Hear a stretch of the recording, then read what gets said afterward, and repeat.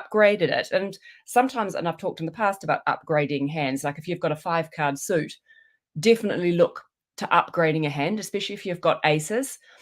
Sometimes if you had a really good 14 count and you play Acol and you've got a balanced hand, if you've got a 5-card suit with a good hand, I won't open one no trump with it either. I'll open one of a suit and then think I'm going to rebid one no trump. So it's all about thinking, is my hand actually worth more? Yeah. So my partner upgraded this to a one no trump. So my partner's West here. So she's sitting in West. So the first thing, and I feel really bad here because my first hand, the first couple of hands, I'm pointing out things that my partner did wrong, which is actually awful because clearly I did things wrong as well. So don't tell her that I'm telling on her and doing this. But the first one I think is like, what do you think about this upgrade? Do you think this is worth an upgrade to a 15 count? What does everybody think here? So she's sitting in West and she opened one no trump. Hopefully Alison will never see this video. She's a fantastic player, so please don't think that I'm being mean about her. But what do you think?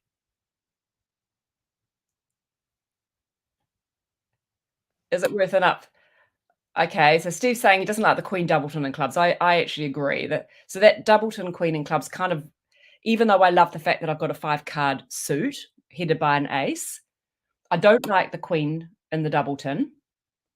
And I don't like those little pips, like the small cards and the heart suit are not great. There's a lot of 4s, 3s, 2, 5, 6s. So I don't think this is an upgrade. So I think the first mistake was being a little bit too quick to upgrade this hand to open one no trump. If I were playing Acol, I would open hand one no trump. So what's Shauna said, it doesn't make her heart beat faster. No. So Shauna hasn't fallen in love with this hand.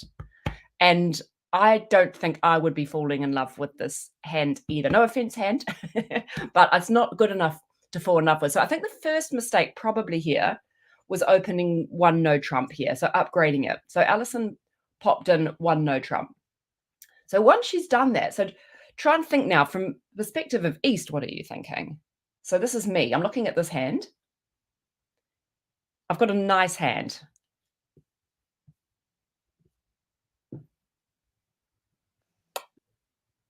So Steve's just bidding 3 no trumps.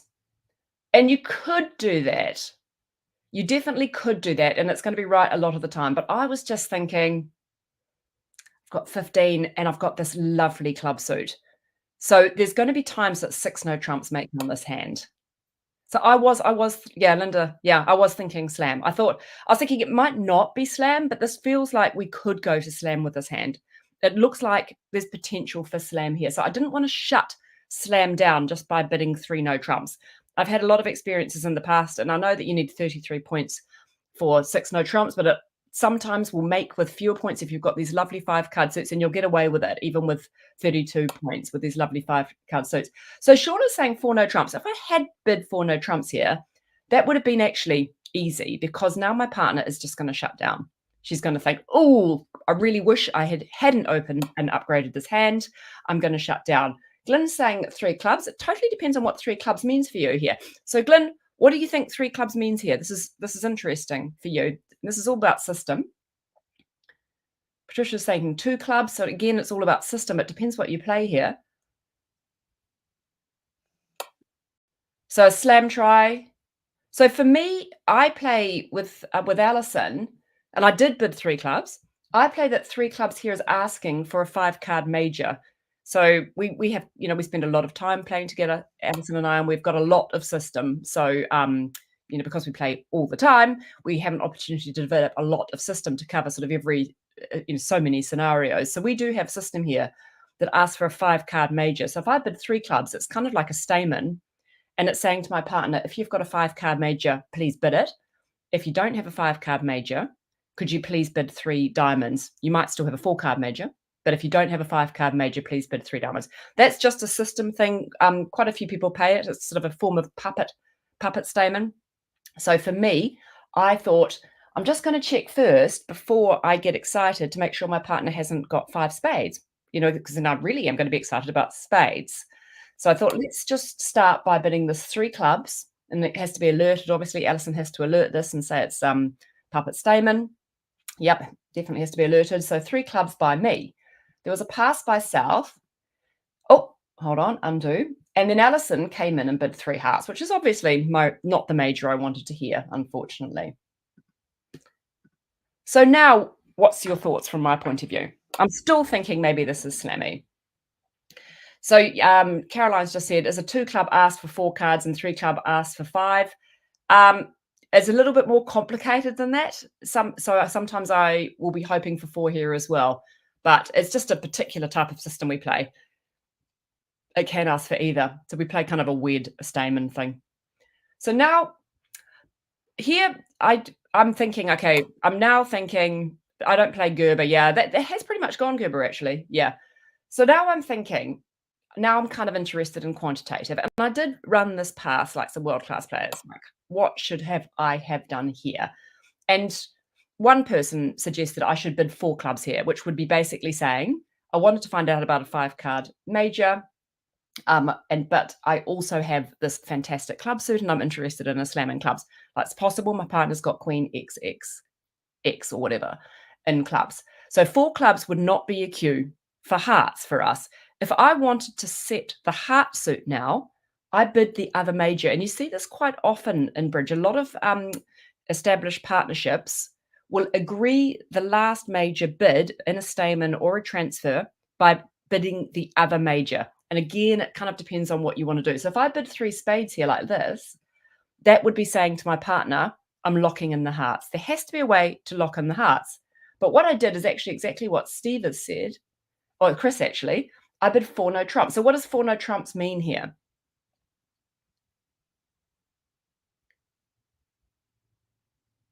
What do you think it means? Anyone? I've got quite a few people thinking about what it means. It's quantitative, yeah. Exactly. So it's not actually agreeing the hearts. It's quantitative. There has to be a way for me to still ask my partner whether she's high or low in the range after I've had a response from her. So I'm not agreeing the major. It's simply quantitative. It's saying to her now, shame. It's not, I don't have a fit with you in hearts, but I'm still interested in six no trumps. And please, if you're high in your range, could you go to six? But if you're low in your range, please pass the four. But we played a lot of boards. So this one I think might have been about board 98 out of the 100 in the pairs. So Alison was tired and she just made a schoolgirl error. She just did that thing that we all do.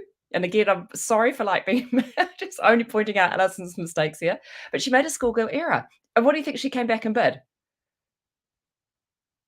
So I'm thinking it's quantitative. What do you think she came back and did?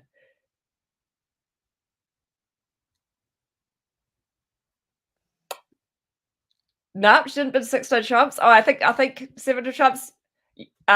Steve's got it. Yeah. So yeah, and yeah, Chris has got it too. Yeah. So she just had one of those things, and she just had a brain basically, and came back and bid five spades, saying that she's got two with the queen. And I'm like, I can't believe she's done that. What am I going to do now? So then, what would you do from my perspective? Like, what would you do? Because I know if I bid five no trumps, she's might now if she doesn't kind of pull a brain round, she's going to think I'm asking for kings potentially. But then on the other hand, I thought if I do bid five no trumps now, she might just think, oh, I've made a mistake, and she might shut down. She might think, heek, I can get out of this right now. We can stop in five. So I had to make a decision. I can't pass the five spades. I could bid six hearts, but like, I don't know, she's got five of them. I only got 10 small. It's true, I could, but I also thought, well, look, maybe no trumps is going to have chances. I was thinking if she is high in the range, I can just take control here and just push no trumps. Hopefully she's going to pass the five no trumps with a weak hand and realize. Or if she's got a stronger hand, even if she doesn't realize, we might be safe. So I did decide to bid five no trumps here. And you can't look at your partner and like stare at them across the table like, what have you done? What have you done? You can't do that because that would be cheating. I might take it out to clubs because she's got at least the problem with clubs now is what would clubs mean? Clubs is basically asking for third round control in clubs. It's another systematic thing for us. So we're stuffed. We've gone down a pathway that we can't come back from. So we're now relying on luck here. that we don't end up in too bad a place. So I did bid 5 no trumps and just think, please, please, please, please realize that you've made a mistake. But what does she do?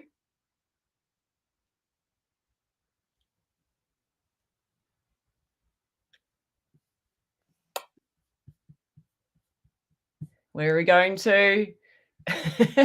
So she comes back in a bid 6 hearts because she thinks it's a king ace and she hasn't got any.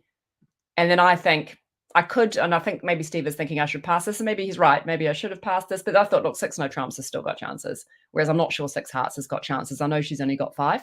So but yeah, kick under the table might have been the thing to do. Yeah.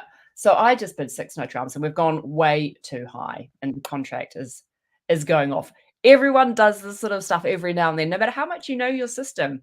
You'll just have times when you just stuff up. You know, it's like, I don't know what happens to your brain. Maybe I think it's a tiny bit like when you've played so much bridge. It's a little bit like you're lifting weights or something, and your muscles given.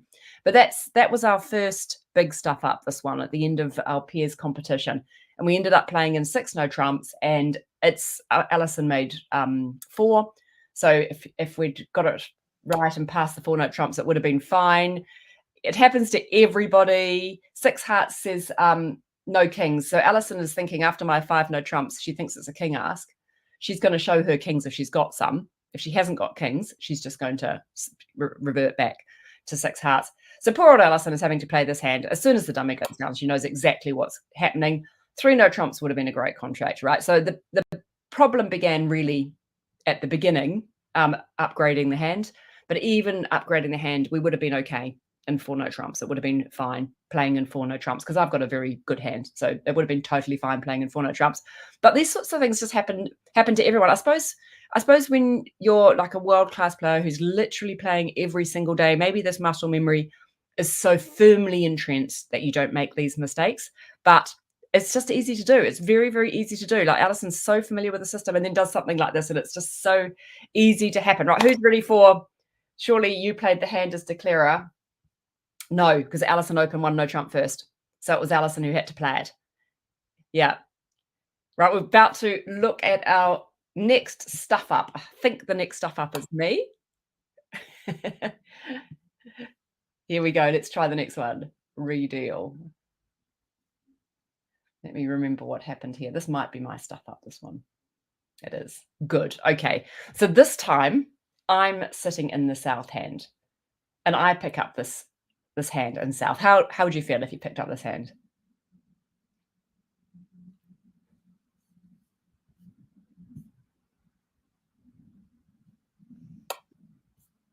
Great. It's a lovely hand. So who's heard of the expression 6-5 come alive? Yay! Linda's even written it in. 6-5 come alive. It's a fantastic hand. And look at my club suit. Yeah, 6-5 come alive. Wonderful. So 6-5 shapes are fantastic. I'm often reversing with 6-5 shapes, even if I've got fewer than 16 points. They're just lovely, lovely hands, 6-5. I really was excited to pick up this hand. So I'm opening the clubs first because that's my longest suit. 1 club. What do you think, Wested? Nothing that surprising so far.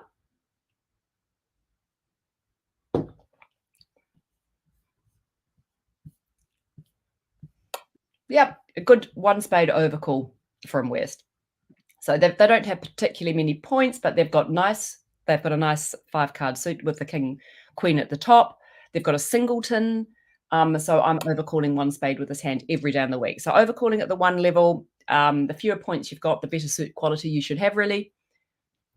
And they're going to come in a bid 1 spade. So now there's been interference for my partner and me. If my partner bids 2 hearts here, that's no longer game forcing if there's been interference for us, even in this 2/1 system. If she bids 2 hearts here, she's simply saying I've got 10 plus points and 5 plus hearts, which is kind of exactly what she's got. So she said 2 hearts. What do you think East would do? And I would do this as well. What would you do if you were the East hand? And I'll just talk about this too. There's different views about this sort of position, what you should do. Yeah, for me, I'm bidding 4 spades. Like, I'm slapping it down. It's like I'm bidding for as many tricks as we've got trumps. It's so disruptive, and it really worked. here against us. Some people say that you shouldn't bid for, even with 5-card support, if you don't have a singleton. I've heard that theory. But then when I ran that theory past a fantastic top England player, he said it's fine, because if that's the case, they're going to be looking for slam anyway. You're very unlikely to get penalised for it. So he would definitely bid 4 spades here as well, which was reassuring. So they bid 4 spades. So what do I do? What do I do here? What would you do? So this is completely my brain stuff up, this one. So this looks kind of slammy, doesn't it? If my partner said she's got 10 points, and I love the fact that I've got ace small in her suit. I could double, yeah, but that doesn't really get my hand across. That's the problem. And I don't really want her to pass it. Any other thoughts what I can do? You don't know much about her diamond holding. I mean, I did something dumb. Can anyone guess what I actually did do? I just thought, this is awful. They've taken all our space away. 5 clubs would have been better than what I did. I could have just bid 5 clubs. I was definitely thinking I could bid 5 clubs. But what I actually did, and I really don't even know exactly why I did this, is I bid 5 hearts. I thought, well, my partner's got 5 of these, and I've got the ace small, and I've got a fantastic holding. I think 5 hearts might work. So I bid 5 hearts because I know she must have 5, but that was a stupid thing to do. There's a really good bid you can make here, and I just want to know if anyone's ever come across it. There's a much, much better bid that you can make. And if I'd stopped and thought, or if I'd been earlier in the day, I think. So 5 spades, we're pushing to the 6 level now, if I bid 5 spades. Maybe people haven't come across this bid. What do you think 4 no trumps means here? If I bid 4 no trumps.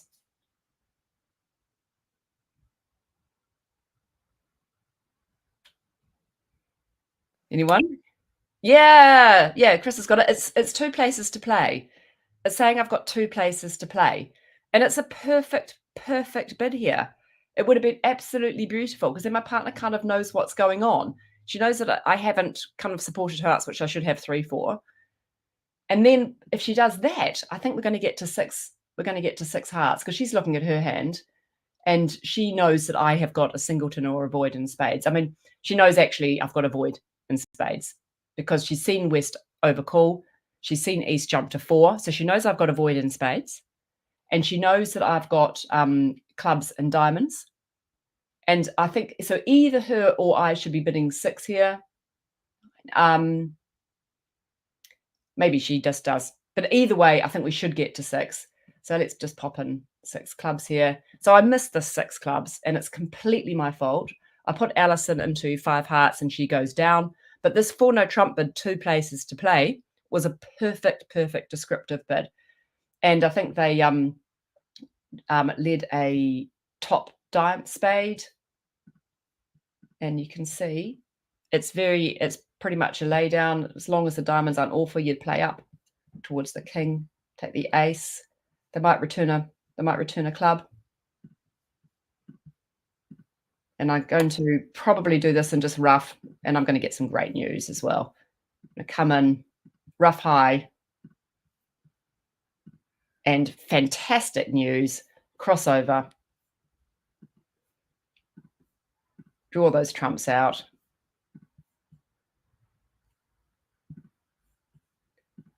And now you can see I've got these 2 diamonds left and the 2 hearts. I think it's just 2 places to play, Shauna. I think it's not so much a convention. It's just 2 places to play. So Steve has said, what is it about the auction that tells you that 4 no trumps has a meaning? It's because you're kind of stuck, I suppose. It's because you've got to a high level and you want to use the space as efficiently as you can.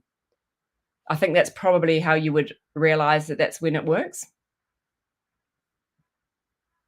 And you haven't bid no trumps earlier, I suppose. But I think it's a very common thing to do there, to play that 4 no trump bid as 2 places to play. And for us, it would have worked out absolutely brilliantly. And we would have got to 6 clubs. And instead of getting a bottom, we would have got a good score. So that was a stuff up by me. I'm just trying to remember this next stuff up. Let's try another one. Okay, where were we here?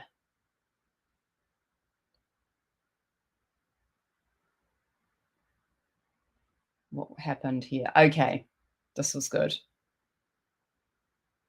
Okay, so East here didn't open the bidding. So I think I don't like opening the bidding with this East hand either. I wouldn't open it with a singleton king of clubs. Even if that king of clubs were in maybe the spades, I might think about actually opening the bidding with that hand. I think our teammates may have opened the bidding with that, which I wouldn't do. So that looks like a pass to me. And now what am I going to bid here? This looks pretty normal one heart to me. Even if I'm playing Echo, I would definitely open one heart here rather than one no trump with that 5-4 shape. So it looks like a one heart bid. Okay, so as I said before, we're playing 2 over 1. So if my partner comes in and responds at the 2 level, she's saying we're forcing to game. So because we play that, a 1 no trump bid can be wider ranging. So sometimes 1 no trump can even be an 11 count for us. So it's a much wider ranging 1 no trump if you play this 2 over 1 system. So Alison has got an interesting hand. She knows that we've got a heart fit, but she doesn't want to just lock that heart fit in straight away. She doesn't have to lock that heart fit in straight away because we play this 2 over 1 system, and you can take bids much more slowly. You can progress much, much more slowly and describe your hands to each other. This is one of the beauties of playing the 2 over 1 system. So she came in and bid 2 clubs. And because we can bid slowly, because we're in a game force here, it's different than if you were playing Echo. Because we can bid slowly, I can bid 3 clubs. If you were playing Echo or you weren't playing 2 over 1, 3 clubs could be passed, so I couldn't make this bid. But here I can agree the clubs. So what do you think happened next? And we can talk through the way it happened and maybe the way it should have happened. So Steve has said, shouldn't she splinter? So you can't actually splinter with a 3-card suit. So splintering does show 4 for Alison and me. So Steve means over the 1 heart, could she splinter with her 3 hearts and just bid 4 diamonds? And no, she can't. And even if you play 5-card majors, you can't do that. It is showing a 4-card suit. So it's a bit like even if you open, just generally, if you splinter, you should have a 4-card support. So she can't do that.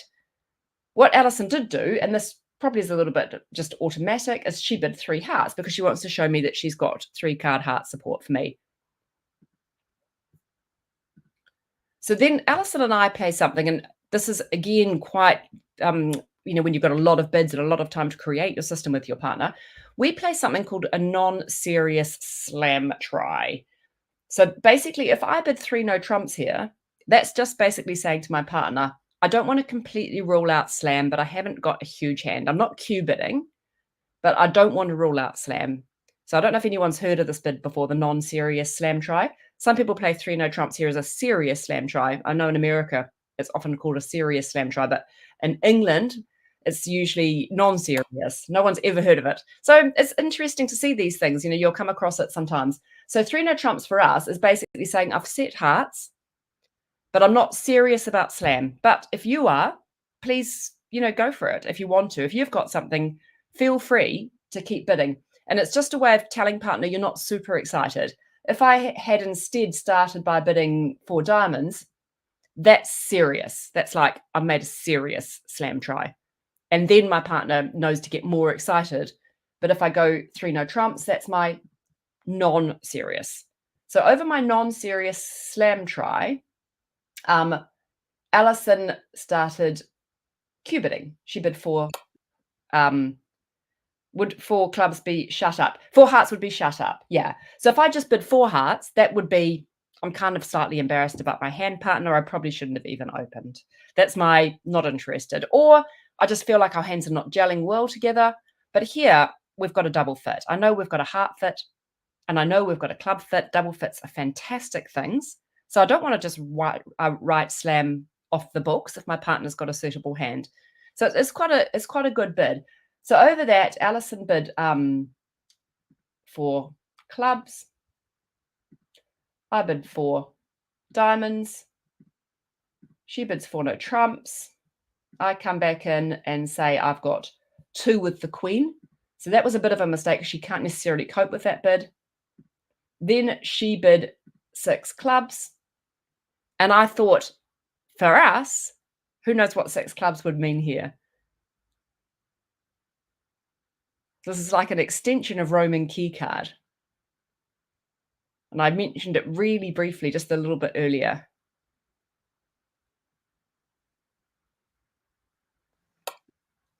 Your six clubs, to me, is not wanting to play in clubs because we've agreed the hearts. As soon as we agree the hearts, then we're going down that heart pathway. Some people do play some complicated system like two-way Roman keycard, which we haven't investigated, but that would have actually been handy here.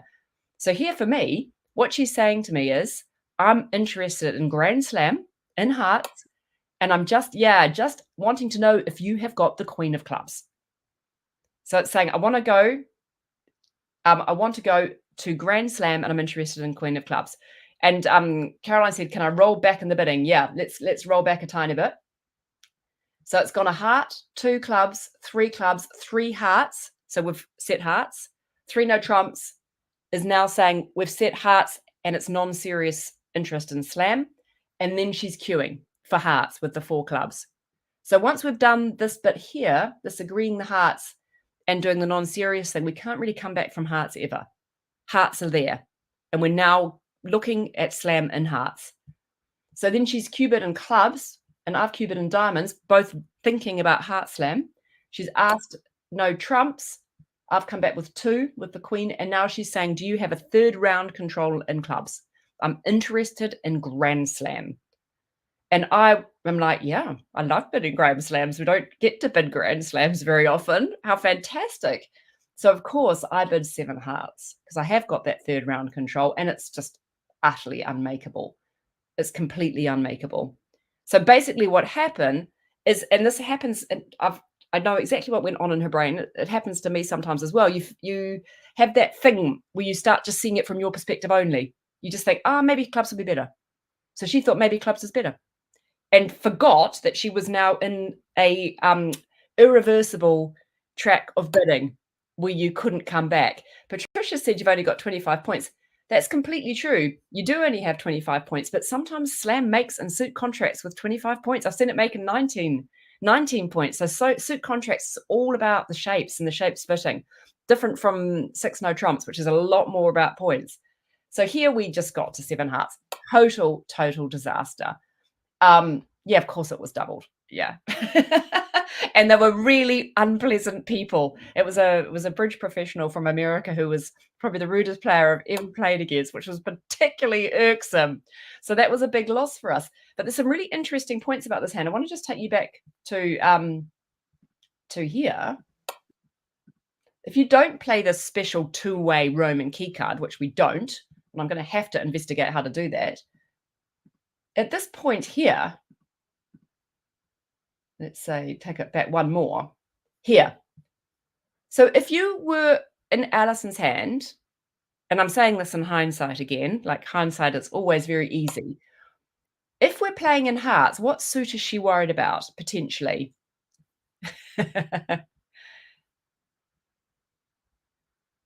Yeah, 10 points. Yeah, you can, Steve. That's funny.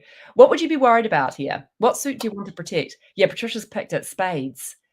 So this is a very dangerous holding in the north if we're playing in a heart contract because you can lead through the spade holding. What you really want is the lead to come into the king jack. So you actually would rather be playing in a club slam here than in a heart slam, which is a very interesting point right from the get-go. So at this point here, I think what Alison could have done is actually tried to set the clubs. Now, just don't even go for the hearts. Think if we get a club slam, that's going to be fantastic. We're playing in teams. At those extra, even if a heart slam works, we're still in a slam. It's protecting against that spade holding, and it's going to be a good contract. So perhaps, she could maybe splinter here and bid 4 diamonds. And then I would bid 4 hearts, which, because we've agreed the clubs now, then she might bid 4 no trumps. And I'm going to say I have got 1. So for me, that's 5 clubs. That was up. I've got one key card, and then she might just bid.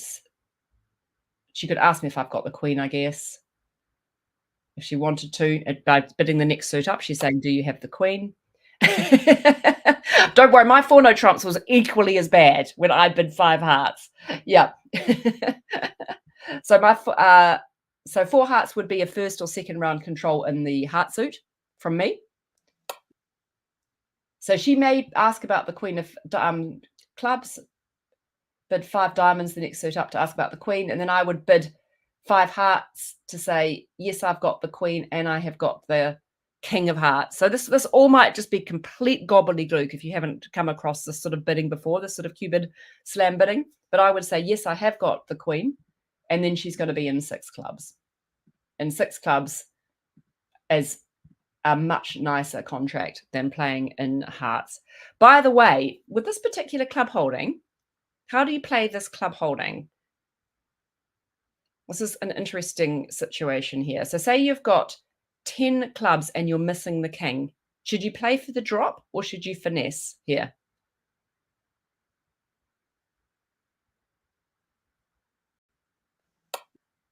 Patricia's saying the drop, and that certainly works here.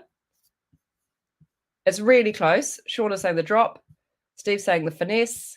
Chris is saying the finesse. Okay, so it looks like we're kind of even, whether it's the drop or the finesse. So when you've got 10 and you're missing the king, you're obviously missing the king, the 8, and the 7.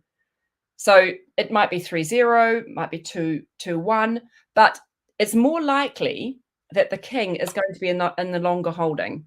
So it's more likely the king is going to be in a doubleton or in 3. So when you are missing the king and you have got 10 cards between you, you should finesse. If you have 11 cards between you, you play for the drop. But with 10 cards between you, you should finesse here. Unless you've got further information. Sometimes you'll have further information from the bidding or from the lead, which will make you think that the king is going to fall in a drop. Or you might have an only chance. It might be your only chance as if the king falls. So then you might play for the drop. But in isolation with this particular holding, when you've got 11 cards between the 2 suits, 10 cards between the 2 suits, and you're missing the king, you should play for the finesse. So you can only finesse by running the queen. You can't finesse any other way. So your options really are just to slap down the ace or to run the queen round. And as you're saying, I'm going to get it wrong here. It's going to go wrong anyway because I am going to finesse. Some people did maybe, I suppose, if they say East had opened the bidding and you'd ended up in 6 and then they played the ace of spades. So let you process that for a minute. If East had opened the bidding and somehow we'd ended up in 6 clubs and then you had seen the ace from the west hand, you would know that East were marked with the king in that particular situation because they wouldn't have had enough values to open the bidding. So in that situation, you would think, I know fact that East has got the king of clubs. And so because you know fact that they've got the king of clubs and it's not possible for them to open the bidding, then you would just have to put down your ace because you know you can't capture it with a finesse. And then you would make the contract. So that would be some information that would help you, which is kind of an interesting situation. But normally here, you're going to finesse. And when I was playing in hearts, I had to make the same decision here about whether I was going to finesse or not. And so I did finesse the king, and the king didn't work. And I thought, thank goodness. And the reason I thought, thank goodness, is I knew that everyone in the room was going to be finessing. So I knew that people who were playing in 6 hearts were also going off. So I knew that even though we were in the wrong contract, that we were getting a normal result. So that was good. That was an interesting situation. Right, I've got some time to, I was going to show you one of our successes, but it's actually not very exciting. Why not just focus on the negative? But I also have been wanting to talk, and I think last week as well, we were looking at some part scores, and I want to just quickly, so it does fail the king of clubs. I want to talk about this sort of concept of balancing, which is a really interesting one. And I think some people have talked about this before, so I know some of you are familiar with it, but let's just pop across to our slides. Where are we? The art of balancing and not letting the opponent sort of pay in part score contracts, which is particularly important when you are playing in match points.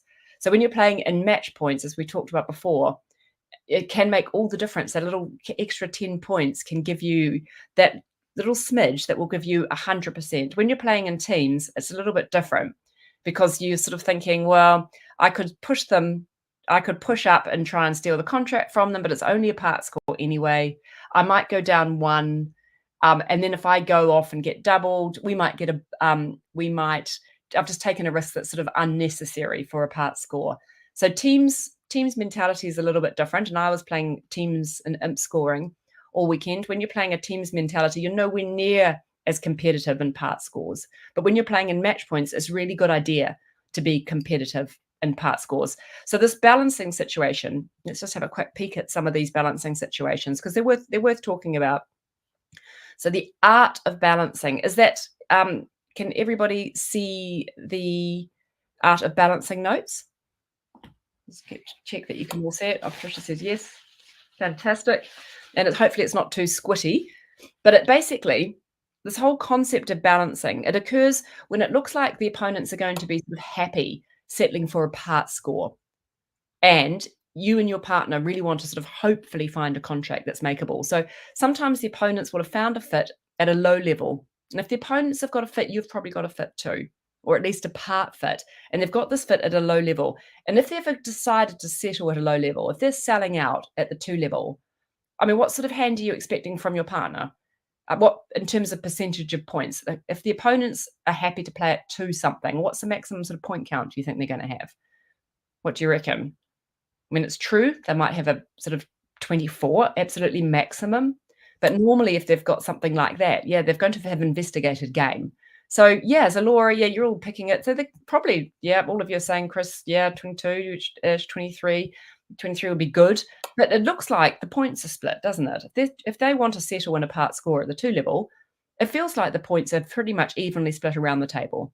And if they've found a fit, you've probably got a fit too.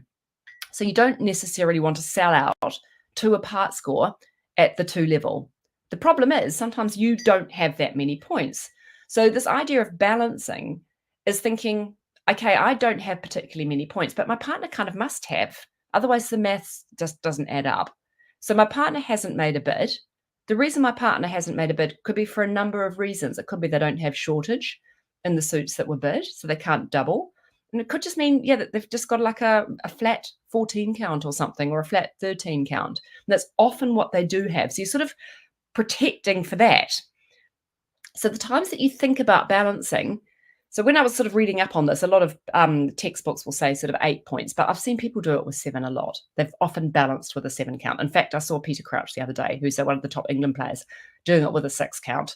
So you can do it with not that many points. If you get the feeling that they've got a contract and they've got a very low contract and you can find a fit, especially if they've got a minor suit and you think you might have a fit in hearts or spades, then you can do it with sort of a 7 count. And like I said, I definitely saw Peter Crouch doing it the other day with a 6 count, especially if you've got spades. Exactly. You've got the boss suit.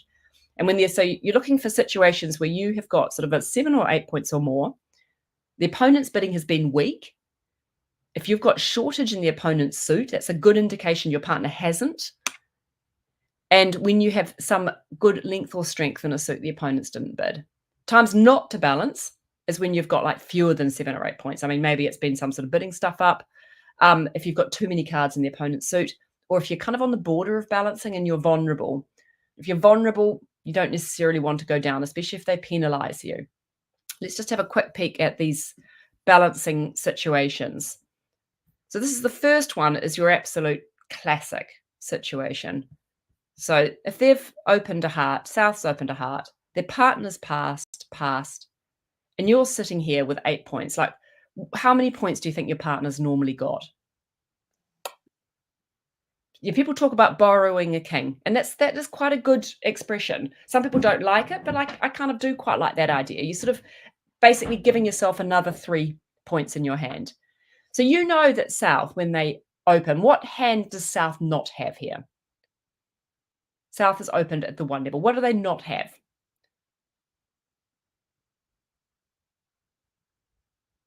What did they not open? They could have a balanced hand. They could have a balanced hand that when their system was going to rebid 1 no trump next.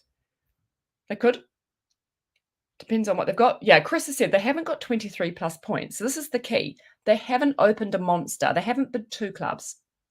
So you know that they haven't got a monster hand.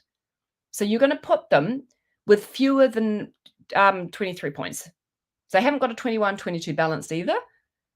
And they're much, much more likely to just not have that huge hand. And what about West? What has West not got?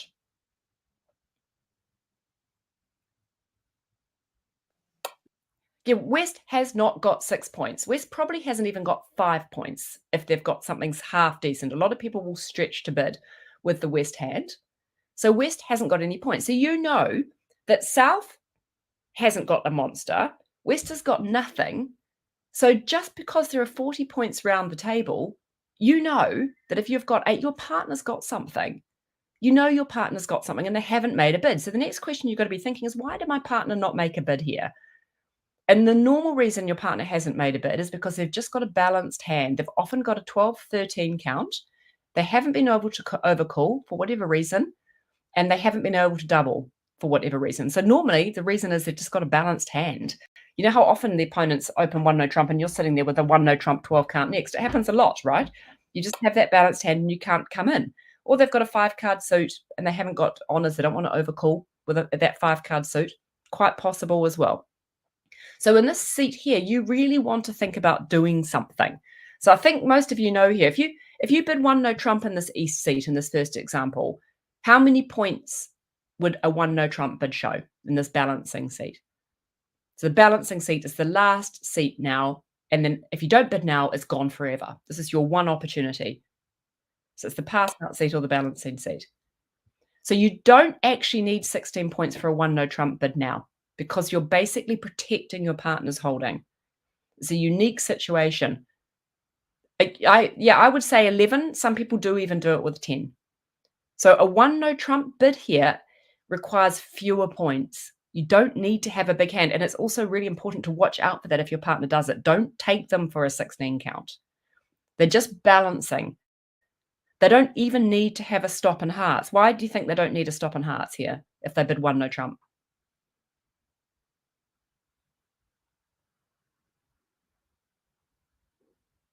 So if you don't have a stop, why can you bid one no trump there in the East seat without a stop?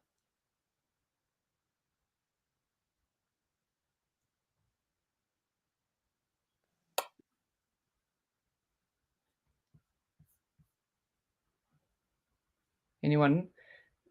Caroline's saying because they want Advancer to bid the suit. It's something a little bit different. Yeah, North didn't support. So basically, someone has got to have it. I think Chris is kind of getting it. You're expecting it from your partner. You're basically thinking, my partner's probably got the stop. The worst case scenario is South is sitting there with the ace, the king, the queen, the jack. You know, they've got 5 heart tricks at the top, but it's going to happen very rarely. So you're basically playing your partner for having that stop. So this is a unique situation where you can actually, well done, Rosemary and Steve. This is a unique situation where you can bid one no trump without having a stop in the opponent's suit. So one no trump here is 11 through to 14 or bad 15, and you don't even have to have a stop in your partner's suit. But if you haven't got that sort of hand that can bid one no trump, you're often thinking about doubling for takeout because you want your partner to make a bid. You know your partner's got some points. So if you had some sort of shortage in hearts, you'd be thinking, I'm going to double and I'm going to get my partner to say what their suit is, and then we're going to go from there. When you don't bid is if you've got a whole bunch of hearts. So say you do have a whole bunch of hearts in that East holding, then you kind of know that your partner doesn't have them and your partner hasn't made a takeout double. So in that situation, you're thinking, okay, South is probably top end for the range because my partner hasn't made a takeout double. I'm just going to leave them to wallow in one heart with all these hearts underneath them, because if I do bid, they're going to bid their second suit. And I've made that mistake before. I've made the mistake of bidding something when I have a whole bunch of hearts in that East seat. And then South suddenly bids their next suit.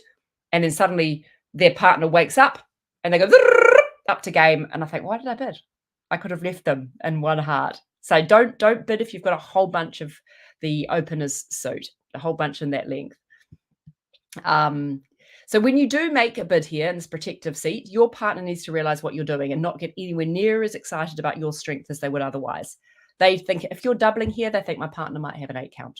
So they're not going to get excited in the same way. They have to adjust in their mind for you potentially only having an 8 count, or if you overcall one no trump, for you having like an 11 count. Okay, here's another example underneath. I'm sorry, these are a tiny bit too small. Hopefully you can see them. These are other balancing situations. So South has opened a heart again, but this time their partner has come in and bid 2 hearts. And then it's gone past. So again, what do you know about both hands? What's the maximum point range for South here? And what's the maximum point range for North? So yeah, Linda's thinking, yeah, they've probably got about 20 points between them. But what do you know about South's hand? What would South do if South had like a 16 count here? Yeah, it's looking like 15 max, isn't it, from South's hand? If South had a 16 count, South would be thinking, North has said that she's got 2 hearts. So I know she's got, depending on your system, but she's probably got a maximum of 9 points. But if she had 16, she'd be thinking, if my partner's got 9 plus 16, 25, we could have game in hearts. So South would have made some sort of game try with a 16 count. She wouldn't just jump to 4 hearts because her partner might have just bid 2 hearts with a 6 count.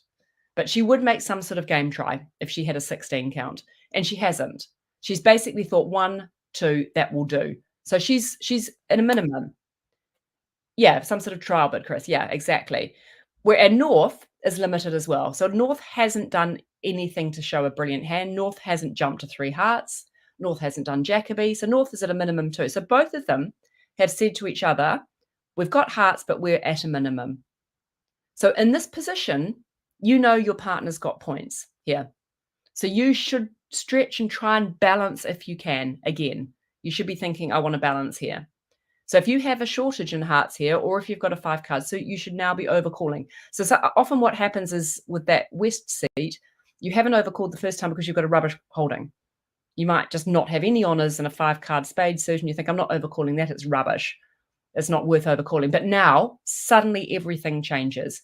Now you think, I need to protect the situation. I know my partner's got points.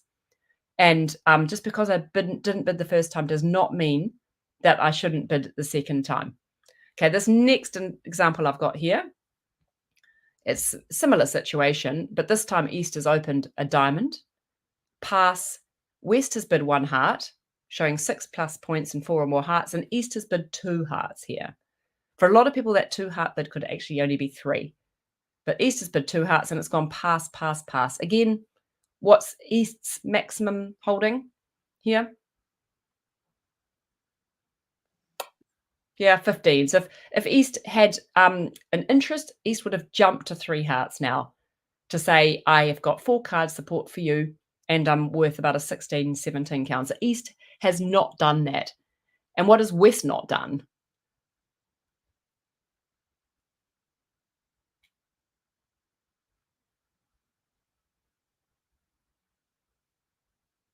West has shown no sign of life extra, other than just saying I'm alive the first time. Neither of them is excited. Both of them are very happy to play in a part score. So you don't want to make their life easy, especially in match points. The last thing you want to do is make their life easy and let them just play in 2 hearts. You need to push them. So you need to either double or overcall here. So when you make these balancing bids, and I think we've got time to look at an example too, and we can do some more next week as well. But when you make these balancing bids, what you're basically trying to do is either steal the contract at a low level or push them to the 3 level. That's your thought. You're thinking, I don't want them to play at the 2 level. I either want to steal this contract from them and find our own bid, or I want them to go higher to the 3 level. One mistake I see a little bit sometimes is someone gets involved in the balancing seat. They effectively and brilliantly have pushed the opponents to the 3 level, so they're no longer just having an easy run in a 2 level contract, and then they compete to the 3 level. That's usually the wrong thing to do. Normally, if you've got the opponents to play at the 3 level, your work is done. So that should be the little voice ringing. Steve's partner always does that. How annoying. That should be the little voice that's always ringing in your head. Our work is done here. We've pushed them to the 3 level. 3 level contracts are much harder to make than 2 level. Like, it's true they might make it, but at least you've made their job harder. So it's normally not right to now compete again for your side. Normally you think, yes, we've got that. Our work is done here. You've done it. So you've got to, if they've gone to the 3 level, you just pass normally and I just hope that they go off. I've got quick bit of time, thank goodness. So we can actually just have a look at some of these. Let's just, I'll just bring the hand up and then I'll bring you over.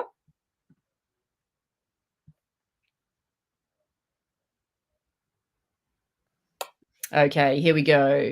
Hopefully you can see bridge base. The suit is dead to us. Yeah, there's lots of good bridge expressions. Who says bridges doesn't have good cool bridge expressions? So here we go. North 4, 5, 6, 7, 8, 9, 10. So boring hand by North. This looks like a clear pass.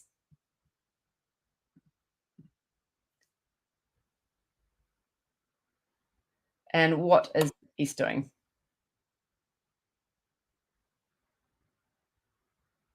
And I've just realized this is not a balancing one. This is one that we played. This is one where the opponents ended up playing in 2 diamonds and we absolutely smashed them and got them off. So Eckel holding here is a 1 no trump opening. If you play 5 card majors 2 over 1, what would you bid here? It depends again on your system. So some people play that when you've got 3-3, you open a club. And some people play here that they open the minor they prefer. So it totally depends on the system. What happened here is these people ended up in 2 diamonds and we managed to get them off. I just wish we had doubled them. But let me put up a balancing hand. This one. Okay. 4, 5, 6, 7, 8, 9, 10, 11, 12. Okay. Thoughts about what you would open with this hand, the West hand, and think about both Eckel and playing 5 card majors. What would you open with the West hand?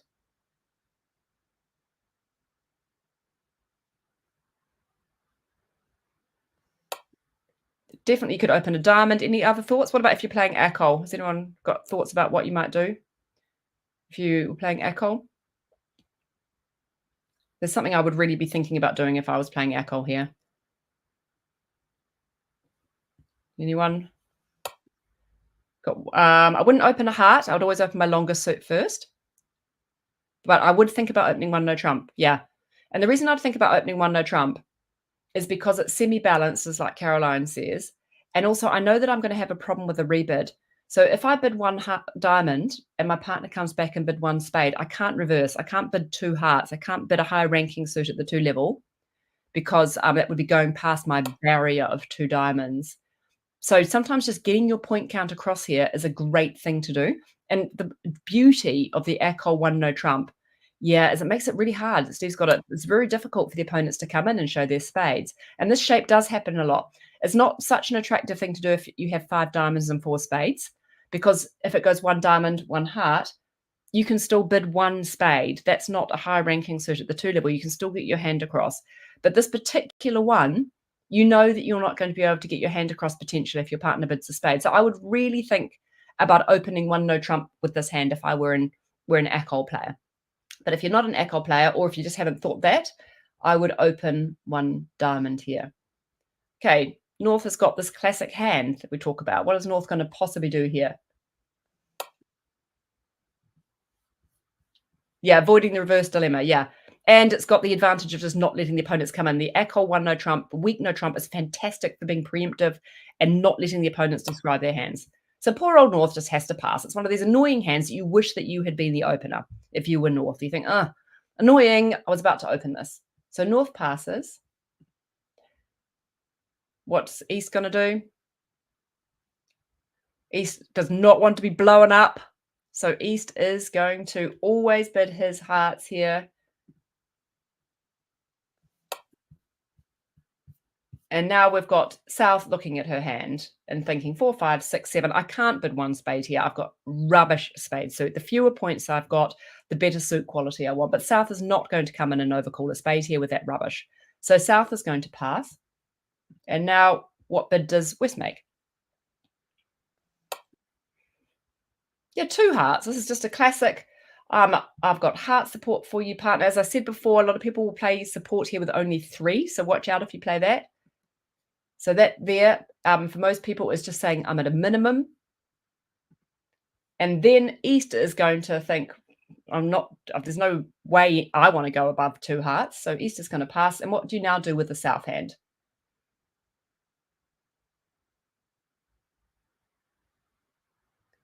So you know that the points are evenly divided. You know that your partner's probably got 3 hearts. Yeah, so you're gonna come in and bid 2 spades. You're gonna protect. The last thing you want to do is let them sell out in 2 hearts, or you don't want to sell out to 2 hearts. So you're gonna come in and bid 2 spades and balance here. You don't care really if you get to play in 2 spades or if the opponents go, because if they rise to 3 hearts, your job is done. And if you get to play in 2 spades, then happy days. You've got really good chance of making it.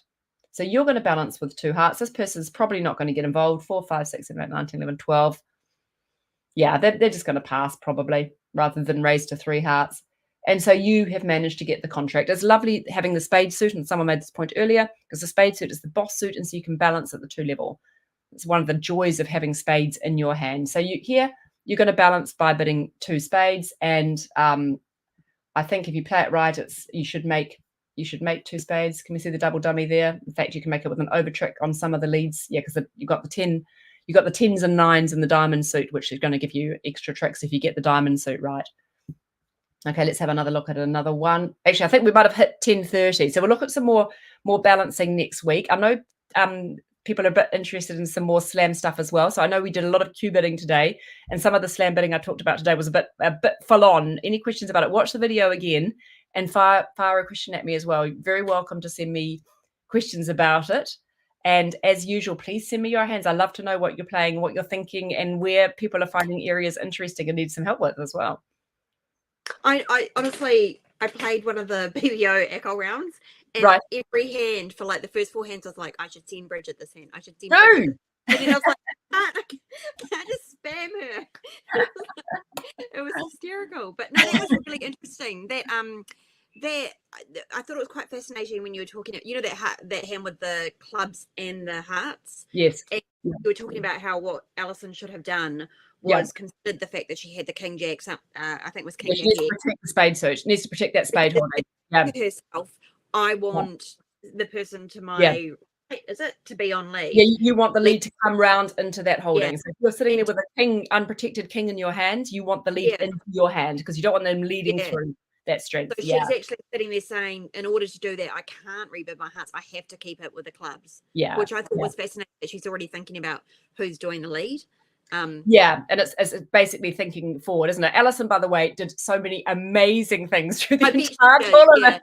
I know, they were fun hands. The one that went wrong. I played with Bridget and Alison at Muswell, and I played at Muswell, and they were my opponents for one round, and there was something that I did. There was a really awkward contract that I was in, and just listening to both you and Alison, you were like, well, maybe you could have done this. And you were like, and it was like you were talking about listening to the experts, and I was just sitting there going, whoa. Like, I was like, oh, shucks. No, I'm really not. Honestly, some of those guys, it was quite fun watching. I don't know if anyone watches the Wednesday morning tournament with Gavin Warpert. So Gavin Warpert Wednesday morning tournament is an excellent thing to watch. I think watching him process how he plays hands is really interesting if you have some time. Where is that? Is that on BBO or? It's on YouTube. If you type in Wednesday morning tournament Gavin, it will come up. And he and this other guy, who Americans, will spend an hour going through hands and just the way they're processing.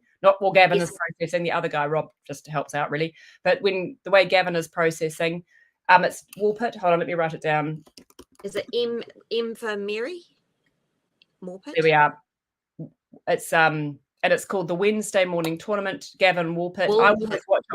I watch it on replay. I think he lives in Florida.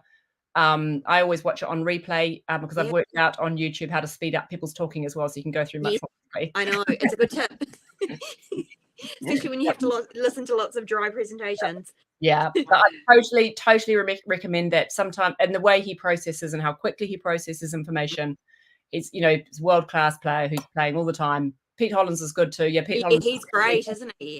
He's also very good to watch as well. But I think Gavin Warpert's the best. Personally, I think he's the best to watch. So give him a go. I'm going to go look at him up right now, actually. Add him to my list. Thank you very much for good night, everybody. Good morning, everybody, and have a lovely day. See you next week. Bye. See you soon. Bye-bye.